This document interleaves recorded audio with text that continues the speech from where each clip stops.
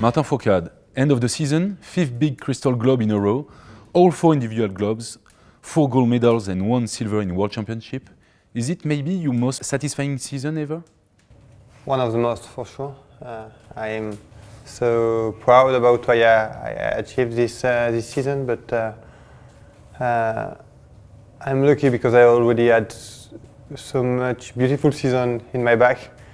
So it's difficult to say that one is the best, but of course it's one of the best,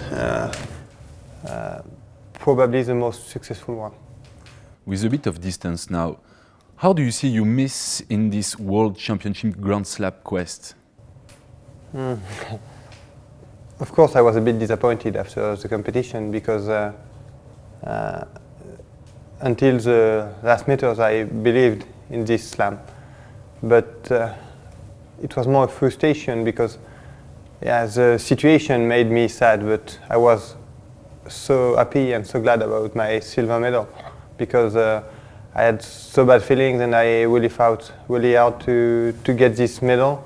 So it's something I'm really proud of.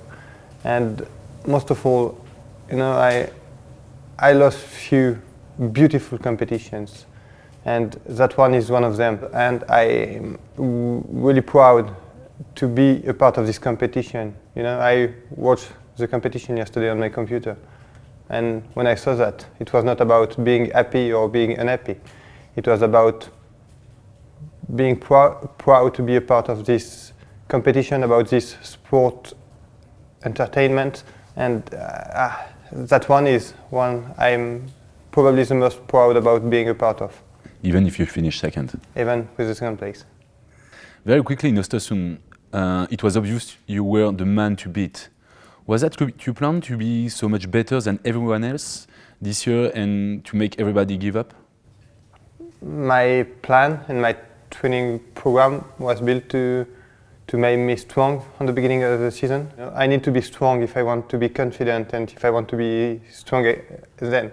So being strong was a part of it, but I had no plan about wanting the other one to forgive. You know, I'm just doing the biathlon I need to do to win, and that's the only thing I'm focused on. You just talked about your training. Do you think the time you spent in Norway during the summer helped you to prepare better mentally and physically for this season? Yeah, I think yes. Last season I get a mononucleosis and I was really exhausted. That was probably my worst season in feelings, but this season when I started training back, I knew that I need to be more calm and more relaxed if I wanted to be on a better level, because I had so much solicitations last year, and I think it's why I coached the mononucleosis. So this year, being in Norway, being on a calm place, only with my wife, I think it makes me more fresh for the new season. Did you do something special to be so strong in psychology this year? No, I don't. I don't work with a mental coach. I'm only working on myself on every training. You know, I think some people need a mental coach to be more efficient, to be more strong. But I think I know my weakness, and I have a lot of weakness, and I'm the only one who know it. And thinking about it on all training, all along the year, I think I can work on it also, and that's my best way to train my mental. Can you tell us at least about one of your weaknesses? Ask to my wife, but she will tell you a lot. You won in Fourcade with your 100th yellow bib on the shoulder. Was it your best day for you this season? I don't think so, because I was already focused on World Champs, and I kept my emotions inside because I don't want it to be too much tired for the World Champs, and also I was wondering about being back home as soon as possible to see my daughter. But being a fan of sport and a fan of statistics too, I was really proud to join Raphael on his record and to get my 100 yellow bib. So, what was your best day this year? I think after the Oslo sprint, I had so much pressure who left my shoulders, and I was like, okay, now I'm just more peaceful than before, because I'm not so far to win the overall World Cup, and I already won one World Championships title. That was my aim this year, and I knew that I achieved it. So yeah, that was for sure the day where I felt like, okay, my season is what I wanted to get. You just talked about your daughter and your wife. How hard is it now to leave home, that you have a baby daughter at home? It's harder. Of course, much more harder. You know, when I decided to be a father, it's something I thought about. On the daily life, I don't find it difficult. It requires more organization. However, when you leave home for a few weeks in a row, like we are often doing in biathlon, that's something really hard. And I think it's a situation who will be harder and harder in the future, because she will be bigger, and she will ask for more love, for more presence. And I think we will have to find a new organization to make her possible to see her father as much as she wants. It's not only about me, it's about Manon. You just said you're missing your daughter, but does it bring you some strength to be a father as well? Yeah, we always speak about bad points, you know, being far, being unhappy without her.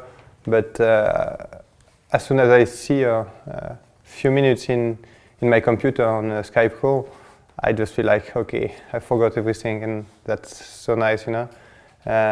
Even if I can't be home for seeing Manon growing up, I only seeing her on the computer, only to get picture from my wife makes me so happy.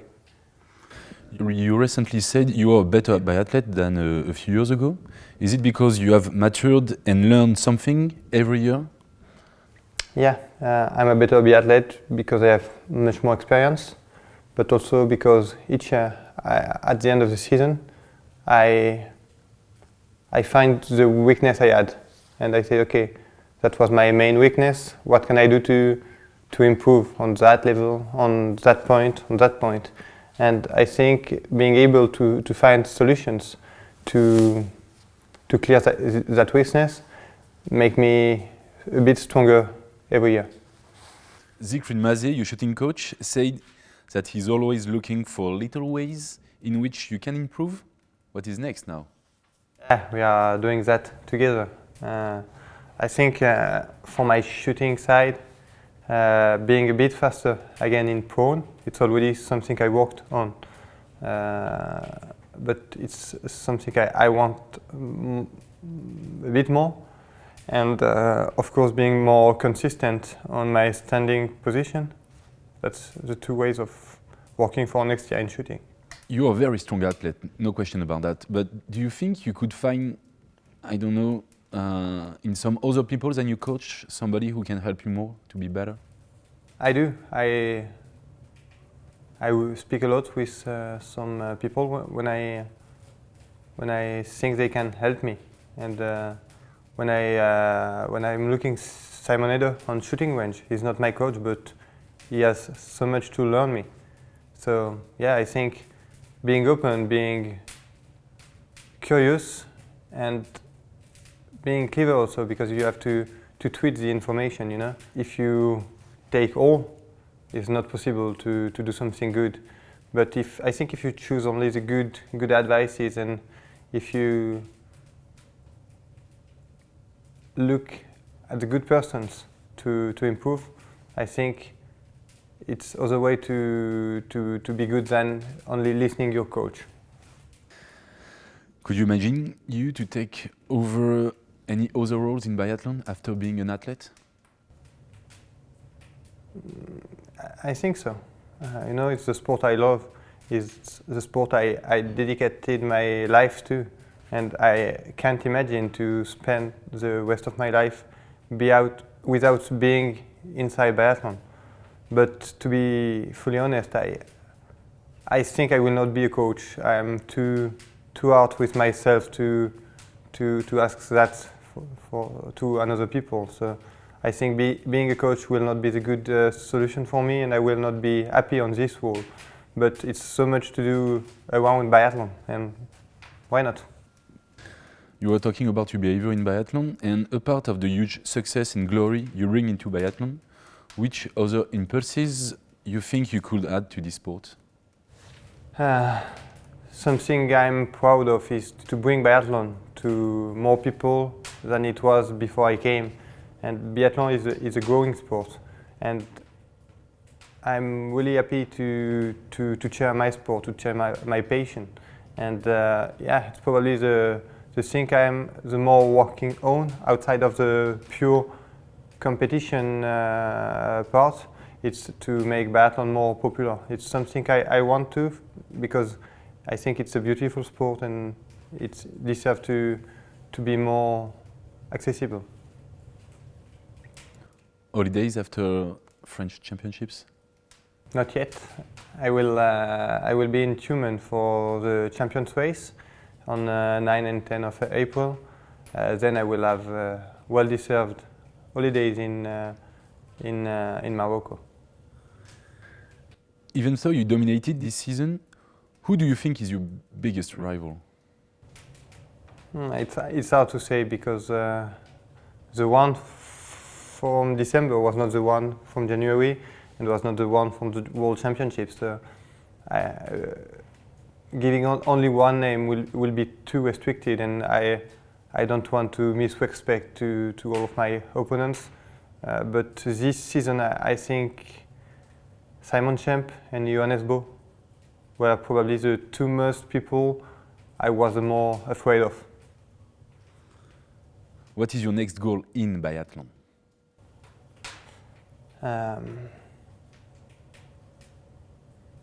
That's so difficult to say, because, you know, I won already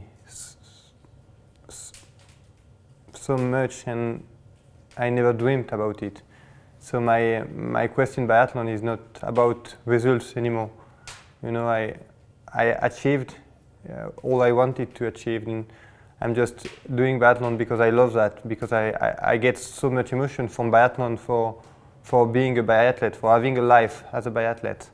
And it's why it's so difficult to say, okay, I want that, because I already get it.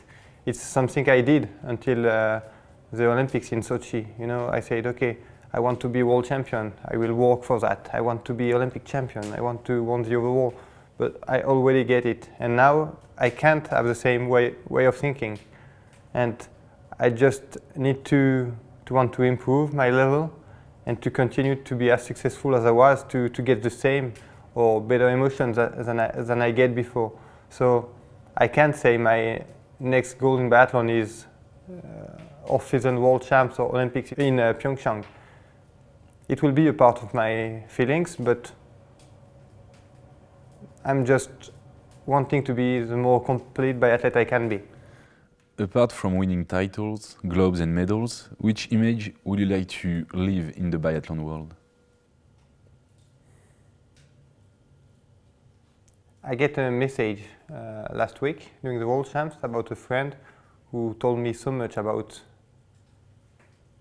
you know, the way I was during the World Champs. He didn't speak about medals, about results. He only spoke about how I was on the track, how I was in front of the media. And I think that touched me a lot, because, you know, I'm so proud to be a good athlete, but I know that time is running, and when I will stop, another good athlete will come and will take my place. But okay, I was a good biathlete, but he was also a kind person, and he gave a lot. If people can say that after my career, I will be really proud of.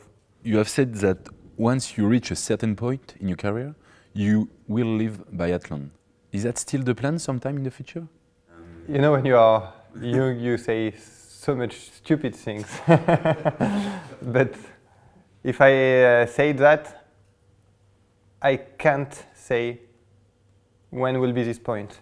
You know, I know I'm going until the Olympics in Pyeongchang. It's an event I really want to live as an athlete. But then I can't say if I will continue or not. You know, deep inside me, I want to continue to be a biathlete after Pyeongchang. Perhaps why not 4 more years? But sometimes when I feel really tired and when I miss my daughter, I also say, okay, this sport already gave you so much. Perhaps it's time to go. And so I don't know. I think I can say that before Pyeongchang, and I think I will not know the answer before that. Thank you very much. Or was it just a dream?